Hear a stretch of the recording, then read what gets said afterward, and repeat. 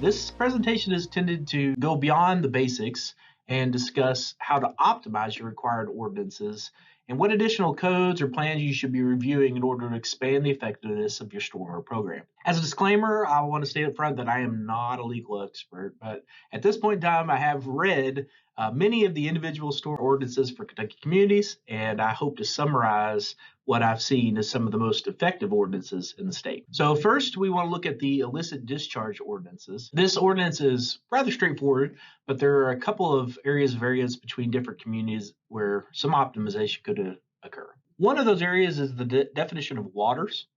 Some programs make reference to waters of the United States, others to waters of the Commonwealth or blue line streams. There's been a lot of controversy in recent days on the definition of waters of the United States. So using that term will probably be less inclusive than that of waters of the Commonwealth. But to avoid all of that, I like what Greenup County did along with several other communities. They decided to define the waters of their community. This definition that they give is more broadly applicable to groundwater and surface water discharges, and you can ensure that you're capturing everything that you need to in your ordinance. An area for optimization also includes exceptions for non-stormwater uses. Most communities have something that say you can discharge dechlorinated swimming pool water, but they sometimes don't include a concentration for that discharge, and so it's a good idea to include that. Also, if you live in a karst community, or even if you don't, you may want to make sure that you give an exception to your dye testing in the community, so you're not breaking your own ordinance. Another area where there's a lot of variance is on the enforcement of illicit discharge violations. Here I've identified just some of different mechanisms that are utilized, not all of them by any means. So one that several communities, including Berea, have utilized is the suspension of access to the MS4. We're going to hear more about that in another presentation, but this provides a really strong stick for use in enforcement cases. Another strong tool is the use of a lien on the property to cover the abatement costs.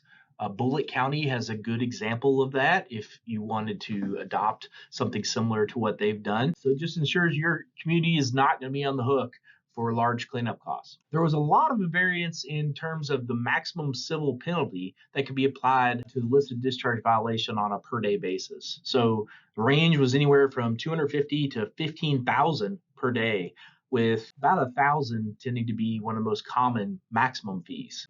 Would just caution with some of the lower fee values, there may be less motivation to address severe illicit discharges in a timely manner. And so it may be difficult to attain a culture of compliance with those repeat offenders. But by allowing a more variable fee structure based on severity, history, and other factors, you can help promote that culture much more swiftly. Before we move on from illicit discharges, I want to bring your attention an innovative ordinance from the city of Lexington. Under their private infiltration and inflow ordinance, or their sump pump ordinance, as it was called, they were seeking to create capacity in the sanitary sewer system and address sanitary sewer overflows. Now, that is an illicit discharge, but they were not specifically thinking about illicit discharges when they were passing this ordinances. So this is a way you can be creative and still have benefit to your overall stormwater protection. They found that some of the lines were being overwhelmed by sump pumps, and so there wasn't hydraulic capacity to achieve the desired level of service. And so they passed that ordinance that allowed them to go in, inspect the proper discharge of the sump pump drainage onto the ground and rather into the sanitary sewer system, and assess the fine if the inspectors were allowed or disallowed or the abatement was refused. They also provided a cost share program for disadvantaged property owners. This is an example of some out-of-the-box type of thinking that can help reduce illicit discharges in a community. When looking at the erosion prevention and sediment control ordinance, there are a lot of very detailed ordinances as well as some very streamlined ones. In some cases, very detailed ordinances are missing a very key element, and that is an explicit reference to the KYR 10 to ensure that they're meeting minimum requirements.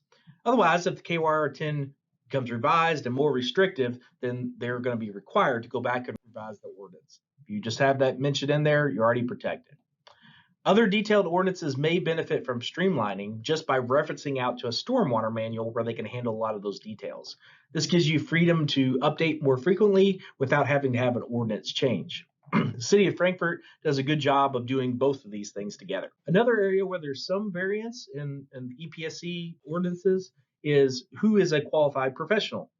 So some communities, such as Oldham County, have specific licensing, education, or reciprocity with other programs. And they also include the ability, the door open, that they can develop their own course at a later date. Bowling Green also is an example of someone who already has it referenced in their manual that they would have a certification course and they would grant reciprocity to other communities.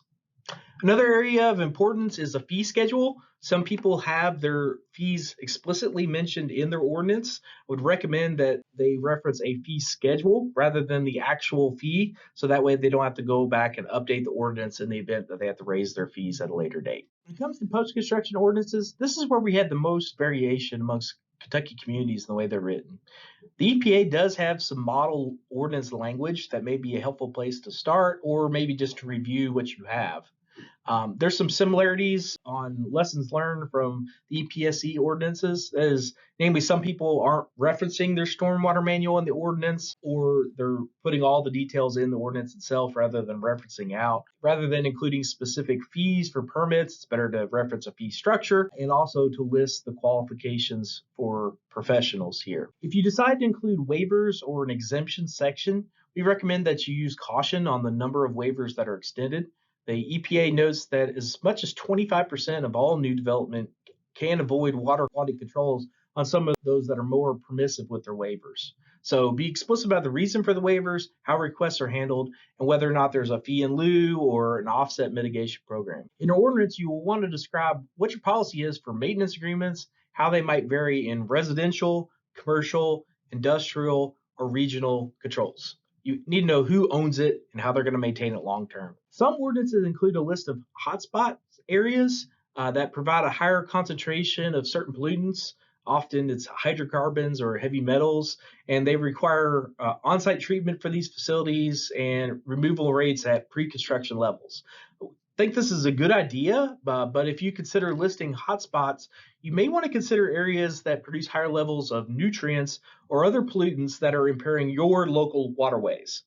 So, for instance, hotspots for nutrients might include garden centers, golf courses, or nurseries, among other potential hotspots. Finally, in addition to a water quality volume standard or the 80th percentile event that's required in the permit, you may also want to consider specific pollutant reduction standards, such as a total suspended solid or total phosphorus pollutant standard, or a stream channel protection standard that seeks to minimize the erosive flows that may cause erosion to your stream banks. We'll hear more about that in a later presentation. Staying on the topic of post-construction permit requirements, there is a requirement for new permittees to identify regulatory and policy impediments to installation of green infrastructure, and reference is made to the EPA's water quality scorecard.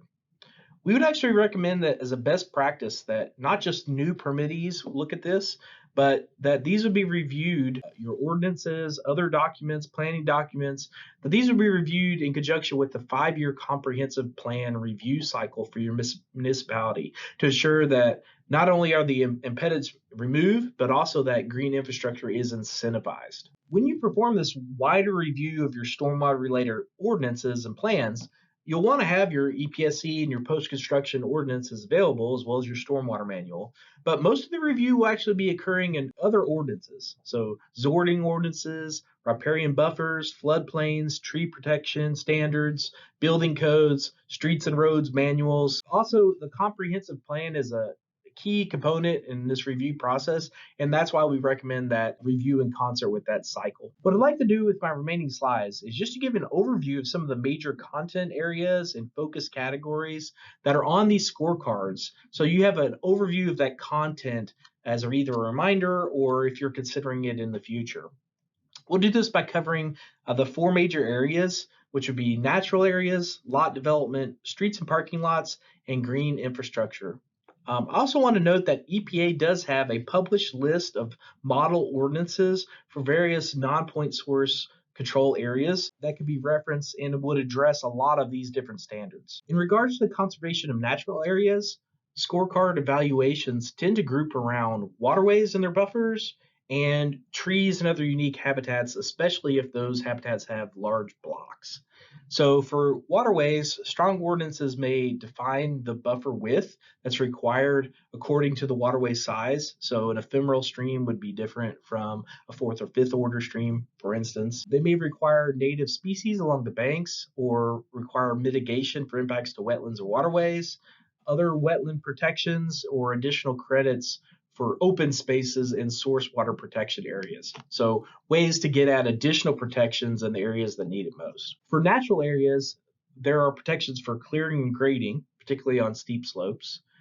Tree protection standards are very important. Trees can do a lot for stormwater, and some communities recognize that by giving credits for trees of a certain size. In other cases, they make sure that the roots are protected from soil compaction or that the trunks are protected from damage during construction, or they're looking to preserve just the trees long term. Other methods to incentivize land conservation or upland habitat protection are also encouraged. During lot development, scorecards encourage exploration of ways to incentivize inclusion of open space in designs and proper long-term management in perpetuity. The definition for open space does not always mean green or vegetated space. So exploring ways to require certain set-asides or to minimize imperviousness, maximize large natural blocks of habitat, or incentivize green designs, those are all encouraged. When it comes to designing lots, sidewalks, driveways, and rooftops, scorecards explore ways in which runoff from impervious areas can be minimized by allowing alternative standards and permitting specified reuses for stormwater. When it comes to residential streets and parking lots, again, the idea is to take a hard look at ways in which imperviousness can be minimized and green alternatives encouraged.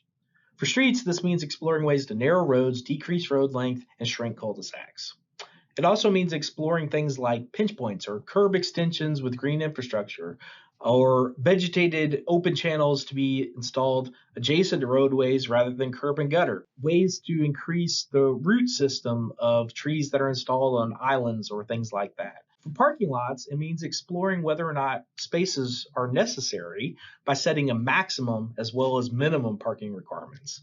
You can also do things allowing for credits for alternative transportation options or allowing for improved landscaping requirements or use of green infrastructure in the lots. I'll leave you some quotes offering different perspectives on our stormwater related ordinances. On the one hand, it's not the most interesting subject, but on the other, it is one of the greatest tools available to encourage pro-environmental behavior and protection of our stream resources in urban areas. Thank you.